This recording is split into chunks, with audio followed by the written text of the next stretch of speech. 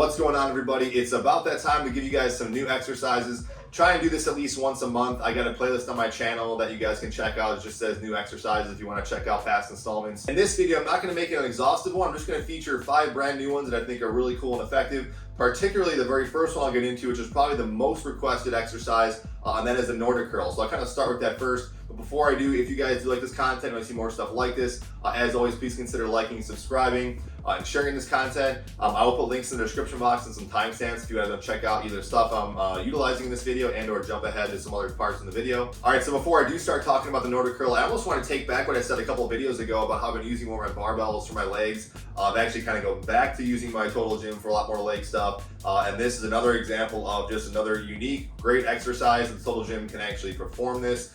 This is probably the most requested, like I said, most requested exercise I've probably been asked. Probably because it makes sense that you could probably do this on a total gym.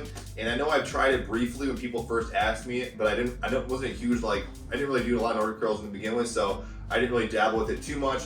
Today I just kind of messed with it a little bit. I think I found a great setup that should work for most people. That is, if you got a weight bar attachment, you got a typical kind of total gym with a wing dip attachment, it should kind of work for you. Now, if you're not familiar with what a Nordic curl is, it's basically a single joint isolated hamstring curl exercise that you essentially get yourself in this kind of closed chain or fixed position where you're going to slowly lower yourself down eccentrically, really stressing and taxing the hamstrings as slow as you kind of can with a nice rigid straight body. When you get to the bottom position, you give yourself kind of a light push up. If you're really good, you can really just kind of pull yourself back up nice and strict. But if you're someone who can't pull it off, you can kind of just focus on the negative and push yourself back out of it.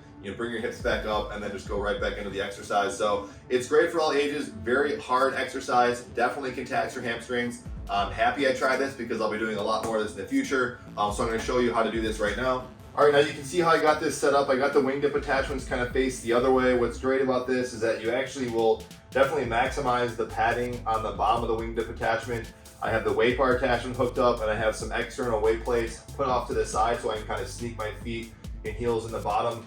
There's a couple ways you could do this, and I'll kind of show you. The tower height, I have mine set about 3/4 of the way high, and that's basically so these weight plates aren't totally hanging like dead weight.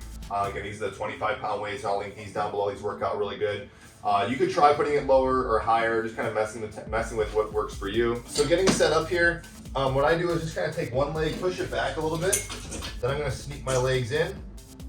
Now you could actually just lock it in just like this with my toes off to the side and actually still do the exercise. I actually tried this. I'm getting my feet braced against the glide board. That kind of works out, but this kind of makes the most sense if you got some space here.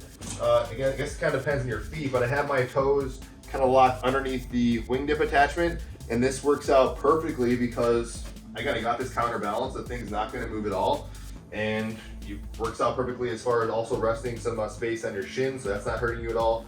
And definitely supports my weights. I'm 200 pounds, so it works out perfectly good.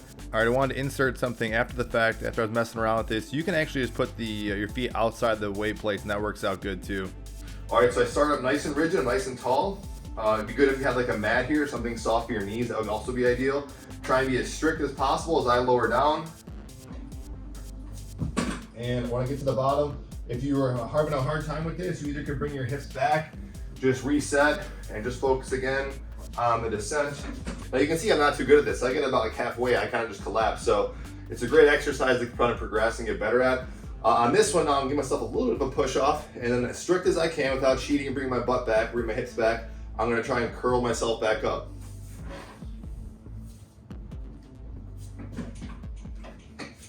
I'm gonna do one more.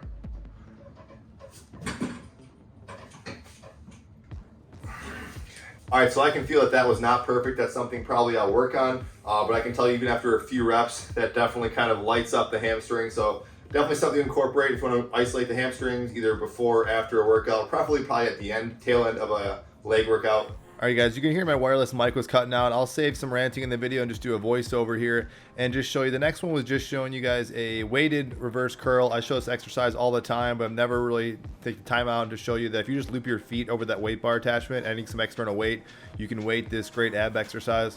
All right, this next exercise I like a lot. I recently discovered this when I was doing my dynamic warm-up video a couple of videos ago, and this is one if you guys want to incorporate some lunging or just another great solid leg exercise using your total gym. It can suit a lot of people's needs based on the tower height, and you can see I'm making use of that ab crunch attachment for extra support. Takes a lot of stress off the knee, but you can still emphasize definitely the quadriceps, for sure the hamstrings and glutes a lot in this one. So this is probably going to be a new staple. It's one that's really easy. Like I said, it can suit and almost fit everybody. I actually started loading this up with some external weight in my hand. On the opposite side, I kind of hold like a weight plate. You can hold a dumbbell. So really great exercise you guys can incorporate in your lower body or leg workouts. All right, so another use of the ab attachment, I also discovered this when I was doing just a typical ab crunch, and then I realized I was doing back that day, and then I just started doing kind of a pull-up using the ab crunch attachment. You really can dial in and lock in the lats here. Just another unique way of doing a pull-up utilizing the ab crunch. It feels really good. All right, now going way back, I did an old video on my Weeder Ultimate Bodywork showing how you guys can get off the machine and do a lot of stuff. This is just another version of a tricep kickback. I mean, there's tons of stuff you guys can do off the machine, but if you got some external weights, and now I'm using the 25s, I was just saying that you can really emphasize a solid, really good tricep kickback, better than a traditional dumbbell kickback, using your total gym. Again, a lot of stuff you can do here, but this one particularly I really like. All right, and this is more of a bonus edition. I debated about even throwing this in here, but since I use this so often whenever I do an upper body workout, especially that's working the chest, is incorporating this Iron Chest Master. I did a review for this. I'll link it down below. Still stand by this thing. I think it's great. I particularly like it with a total gym or sliding bench trainer because you can really maximize its effectiveness on the various incline settings. Even when I put my feet in the board and the device in the ground, going in various inclines, this thing does tax your chest. Perfect addition to various chest workouts. And you know, if you're looking for something else to kind of complement the total gym chest exercise with this, I think this works out great. So that's it, you guys. Any questions, comments, feedback on this video, let me know, and I'll see you guys in the next one. Thanks so much.